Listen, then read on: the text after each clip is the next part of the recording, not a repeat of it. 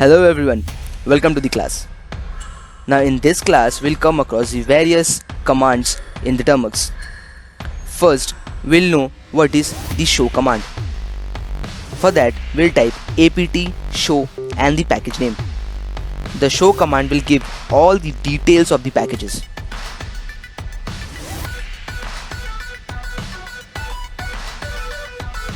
Now, let's type the package name vim. So, apt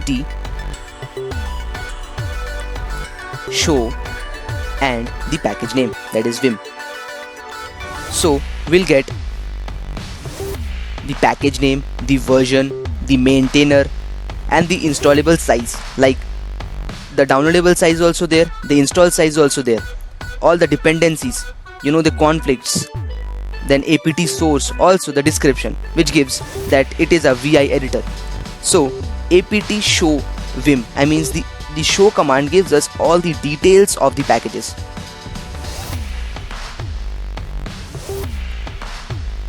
We can also try for zip as well. So just clear the screen, apt show and then type zip. It will give us all the details about the zip file, like tools for working with zip files is the description, the downloadable size and everything. Thank you so much.